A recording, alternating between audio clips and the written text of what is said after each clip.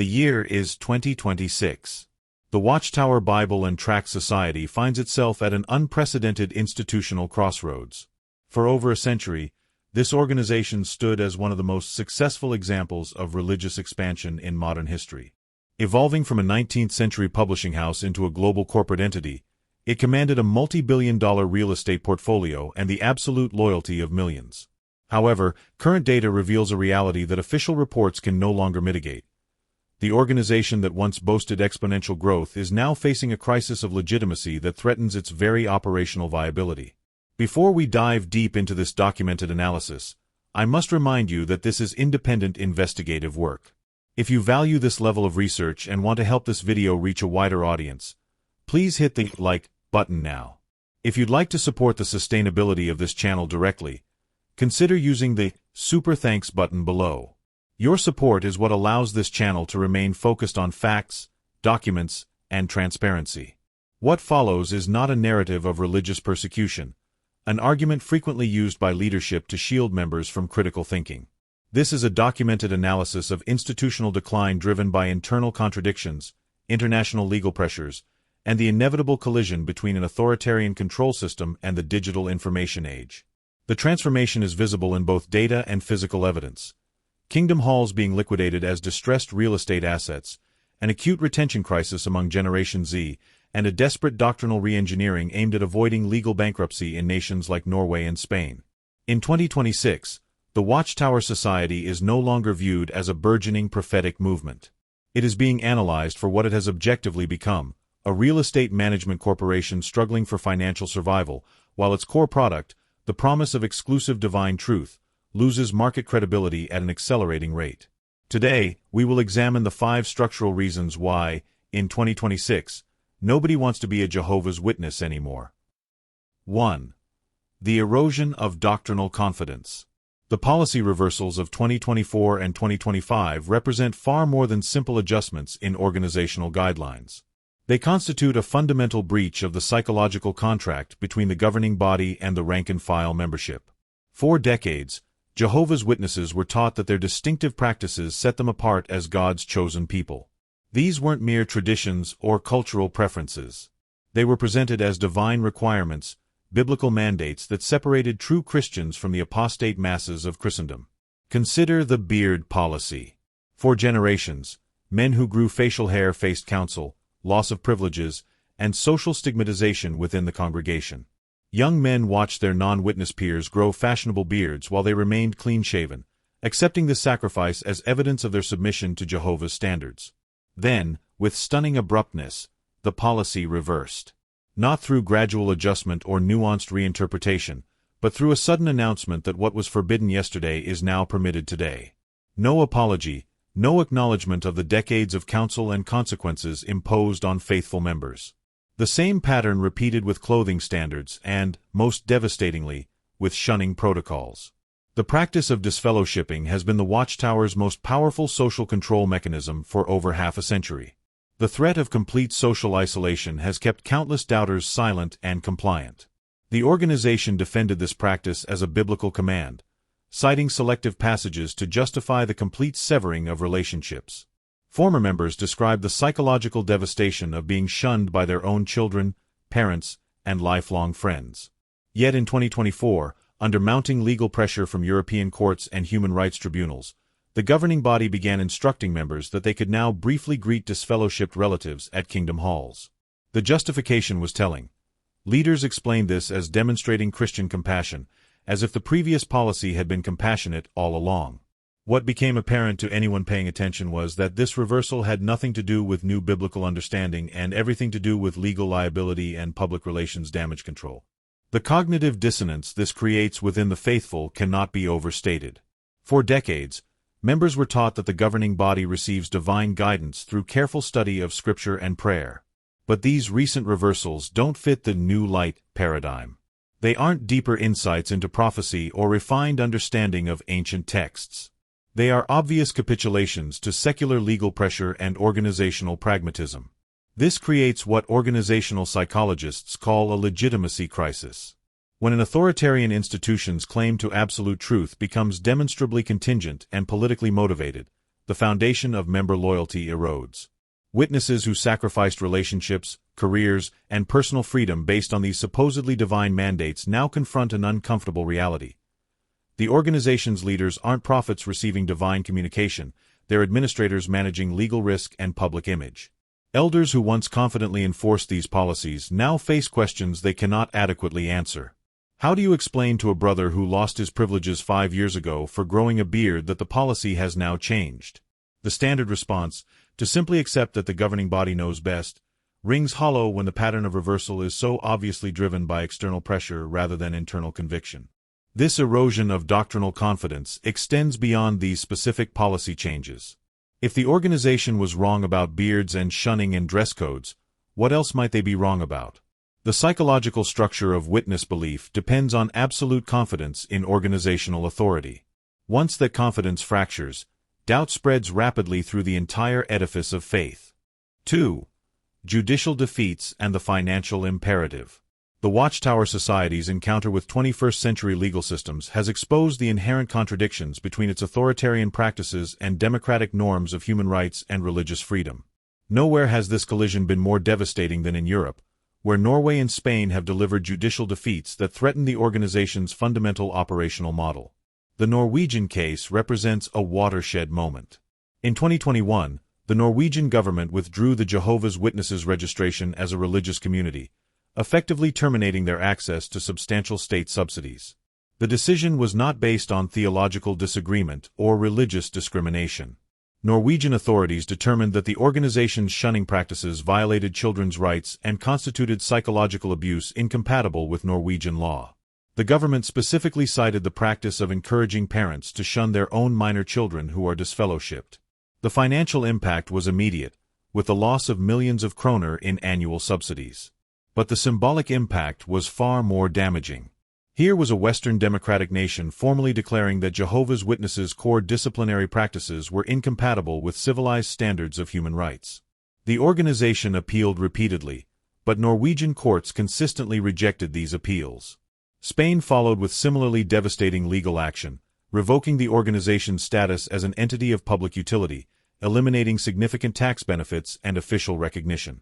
The grounds were nearly identical: systematic practices of family separation and psychological manipulation, particularly affecting minors. What makes these legal defeats particularly significant is the Watchtower's response. Rather than defending their practices on theological grounds or accepting the financial consequences of their convictions, the organization began systematically reversing the very policies that courts had condemned. The timing was too obvious to be coincidental. Within months of these adverse legal decisions, the governing body began issuing new guidance on shunning, on greetings at kingdom halls, on family relationships. This reveals something fundamental about the nature of Watchtower authority. For decades, leaders presented their policies as derived from careful biblical exegesis, as divine mandates that could not be compromised regardless of worldly opposition. But when faced with actual financial consequences, the supposedly immutable biblical principles proved remarkably flexible. The financial imperative driving organizational policy has become increasingly transparent. The Watchtower Society operates vast global infrastructure requiring enormous ongoing funding. As membership growth has stagnated and literature sales have declined in the digital era, government subsidies and tax benefits have become critical revenue streams. The organization's real estate strategy reveals this financial desperation. Over the past decade, the Watchtower has sold billions of dollars worth of prime property, particularly in Brooklyn, New York. Simultaneously, they've pushed congregation consolidation, closing or selling thousands of kingdom halls worldwide, freeing up assets for central organizational use. The construction of the new media center in Ramapo, New York, illustrates this transformation. Requiring hundreds of millions in investment while maintaining tax-exempt status becomes existentially important. This creates a devastating credibility problem. When members observe that major doctrinal policies reverse immediately following legal threats to tax status and government funding, the conclusion is inescapable: organizational financial interests trump supposed biblical truth. The younger generation recognizes this pattern immediately. They see an organization that claims supernatural authority while behaving exactly like any corporation facing legal and financial pressure. Motivo 3. The end of urgency. The psychological impact of eliminating hour reporting. For nearly a century, the Field Service Report represented the quantified measure of a Jehovah's Witnesses' spiritual vitality.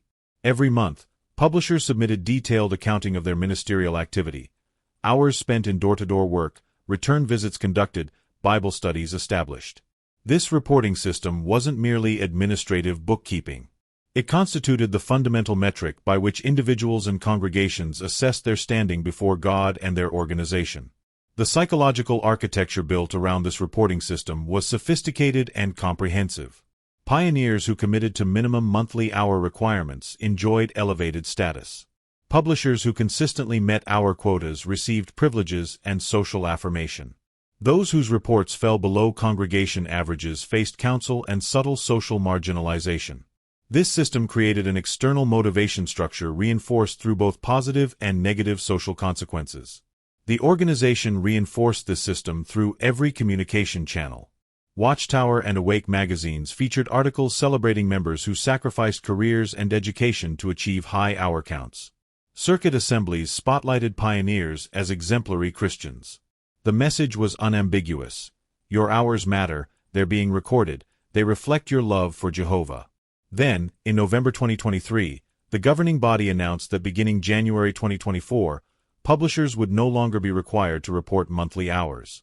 The stated justification was that hour counting had become burdensome, that it created unhealthy competition. Members could continue preaching, but without the monthly accounting ritual that had defined witness identity for generations. The psychological impact was devastating. For members who had structured their entire spiritual identity around hour counts, who had sacrificed education and careers to maintain pioneering status, the elimination of the system created profound disorientation. What was the point of all those sacrifices if hours didn't actually matter? The practical consequences were immediate and predictable. Without external accountability and social reinforcement, field service participation collapsed. Publishers who had maintained marginal commitment through social pressure simply stopped participating. Young people who resented the ministry but complied to avoid consequences quietly withdrew. This connects to a broader pattern of declining urgency within the movement. For over a century, Jehovah's Witnesses were taught that they lived in the final days, that Armageddon was imminent. This apocalyptic urgency justified extraordinary sacrifices. But the end didn't come. The generation that would not pass away has now passed away multiple times over. Members who once felt genuine urgency now experience apocalyptic fatigue, emotional exhaustion from maintaining crisis-level intensity over decades without the predicted crisis arriving. The elimination of hour reporting functionally acknowledged this fatigue. The organization couldn't maintain the fiction of desperate urgency while simultaneously telling members that their participation no longer needed to be measured. By 2026, the field service that once defined Jehovah's Witness identity has become largely vestigial, with sporadic and perfunctory participation replacing the fervent evangelism that once characterized the movement. Motivo 4. The Technological Abyss and Generation Z. The Watchtower Society's information control strategy was engineered for a pre-internet era. For decades, the organization maintained doctrinal coherence through a carefully managed information environment. Members were instructed to avoid apostate literature, warned against independent research, and taught that all spiritual insight must come through the governing body's official channels. This worked remarkably well when accessing alternative information required significant effort. The Internet shattered this carefully constructed information monopoly. Suddenly, anyone with a smartphone could access detailed analyses of Watchtower history, doctrinal contradictions, failed prophecies, and policy reversals. Websites maintained by former members documented the organization's changing teachings with side-by-side comparisons. YouTube channels featured thousands of hours of testimony from ex-witnesses. Courts uploaded legal documents detailing child abuse cover-ups and financial malfeasance. For Generation Z, born into this information-saturated environment, the Watchtower's traditional indoctrination methods prove largely ineffective. When told that 1914 represents a prophetically significant date, they Google it and immediately find detailed critiques of the chronological calculations and analyses of failed predictions. When instructed that the organization represents God's sole channel of truth, they discovered decades of doctrinal reversals and documented patterns of false prophecies. The cognitive dissonance is particularly acute because young witnesses receive contradictory messages. The organization encourages them to use technology, to watch JW broadcasting, to access digital publications. Young people are given tablets and shown how to access official media content. But simultaneously, they're warned against using those same devices to research anything beyond official sources, cautioned that Satan uses the internet to spread apostate lies. This contradiction is unsustainable. You cannot give adolescents unrestricted internet access and expect them to voluntarily limit their research to organizational sources. Young people quickly learn that the organization's version of its own history differs dramatically from documented facts available through independent sources. Consider the 1975 prophecy debacle. The Watchtower Society spent much of the 1960s and early 1970s creating intense expectations that Armageddon would arrive in 1975. Hundreds of thousands of witnesses made life-altering decisions based on these expectations. When 1975 passed without incident, the organization initially denied having made specific predictions, then blamed members for reading too much into their statements. For decades, this history remained largely hidden. But today, any young person with curiosity can find the actual Watchtower articles from that era, read the explicit predictions, and see documented evidence that the organization's current denials are demonstrably false. The credibility damage is catastrophic. The same pattern repeats across every controversial aspect of organizational history. The constantly changing understanding of the generation prophecy. The flip-flopping doctrines on organ transplants and blood fractions. The United Nations NGO affiliation. The Australian Royal Commission testimony revealing systematic child abuse cover-up policies. All of this information is now freely accessible and impossible to suppress. Young witnesses encountering this material face a stark choice: accept the cognitive dissonance or acknowledge that the organization's claims don't withstand scrutiny. Increasingly, they choose the latter. Studies suggest that over two-thirds of children raised as Jehovah's Witnesses eventually leave the organization, many during late adolescence when they first gain independence and unrestricted internet access. The organization's response has been largely ineffective. Leaders frame internet criticism as satanic opposition, warning members against apostate websites. But this approach assumes members will voluntarily remain ignorant, an increasingly untenable expectation. The fundamental problem is structural. The Watchtower Society's authority depends on maintaining a carefully curated narrative about its history and doctrinal consistency. The Internet makes curating that narrative impossible. Motivo 5. Demographic data and the 2025 reports. The annual service year reports published by the Watchtower Society have always served dual purposes: demonstrating organizational growth to reinforce member confidence, and identifying strategic opportunities for expansion. For decades, these reports showed consistent growth percentages, presented as evidence of divine blessing. But careful analysis of recent reports, particularly the 2025 data, reveals a demographic crisis that contradicts the organization's public optimism. The headline statistics still show nominal growth in global publisher counts, but the composition of that growth tells a devastating story. Virtually all net increase now comes from developing nations with high birth rates and limited internet access. In these locations, the growth isn't primarily from conversion but from replacement reproduction. Children born into witness families and baptized as they reach adolescence. Meanwhile, in developed nations across North America, Europe, Japan, and Australia, the organization shows stagnation or outright decline. These regions historically provided the financial backbone of the organization.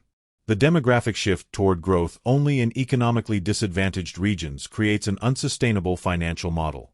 The organization's operational costs remain concentrated in expensive developed world facilities, but the membership base increasingly consists of members unable to provide equivalent per capita financial support. The retention deficit has become particularly acute. Internal organizational metrics suggest that the rate of young people leaving the organization now exceeds the rate of young people being baptized in most developed countries. Congregations are graying, with average ages steadily increasing and youth participation declining. The baptism age data reveals another troubling trend. Fewer children of witness parents are choosing baptism, many delaying the decision or avoiding it entirely. The statistical manipulation within official reports has become increasingly transparent. The organization counts as active publishers anyone who submits a field service report at least once within a given year, inflating active membership by including people who maintain minimal token participation. Memorial attendance has similarly stagnated, with the gap between attendance and publishers shrinking, indicating loss of peripheral engagement. The Congregation Consolidation Program tells the real demographic story. Over the past 5 years, thousands of congregations worldwide have been merged or dissolved entirely. The official explanation emphasizes administrative efficiency. The reality is that congregation populations have declined below viable operating levels. Rather than acknowledge this as decline, the organization merges struggling congregations and sells the surplus kingdom halls, converting membership decline into real estate liquidity. The missionary and special pioneer programs have been systematically dismantled, another indicator of demographic crisis. The 2015 layoffs at Bethel headquarters, followed by subsequent waves of reductions in branch facilities worldwide, reflected financial pressure. The organization couldn't afford to maintain its workforce of full-time religious workers while managing its real estate portfolio and media production investments. Perhaps most tellingly, the organization's own predictions about growth have been quietly abandoned. For decades, Watchtower literature projected continued exponential expansion.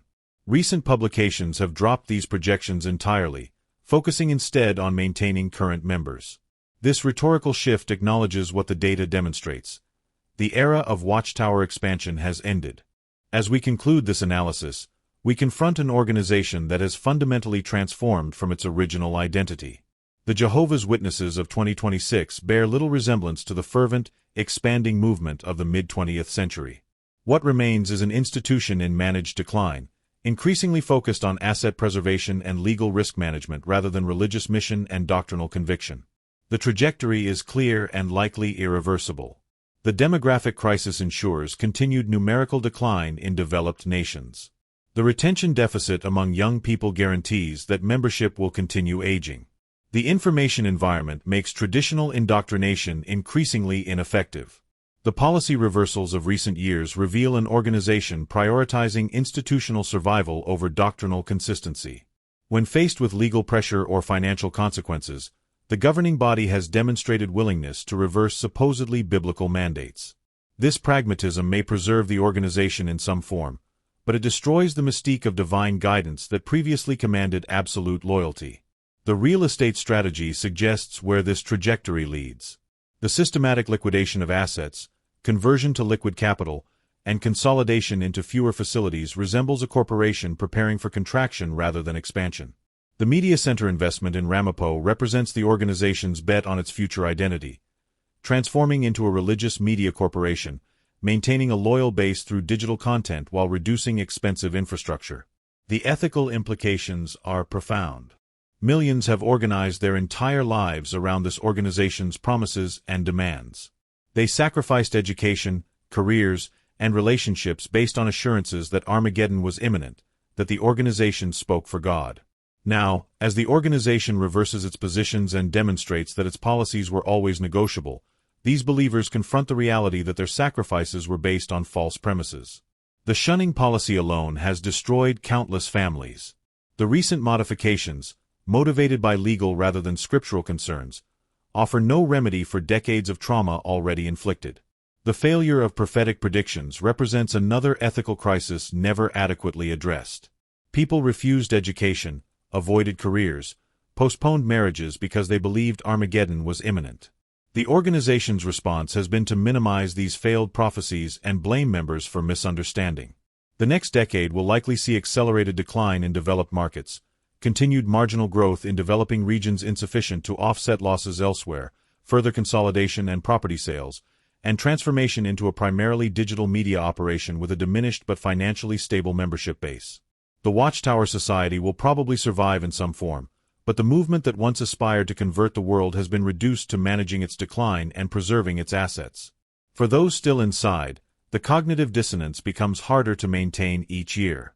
For those who have left, often at tremendous personal cost, vindication comes mixed with grief. And for broader society, the Jehovah's Witnesses represent a case study in how authoritarian religious movements collapse when they encounter information transparency, legal accountability, and generational change. The decline is gradual, bureaucratic, and marked by the quiet exit of individuals who simply stop believing the promises and stop sacrificing for an organization that has demonstrated it will sacrifice anything, including its own doctrines, to survive.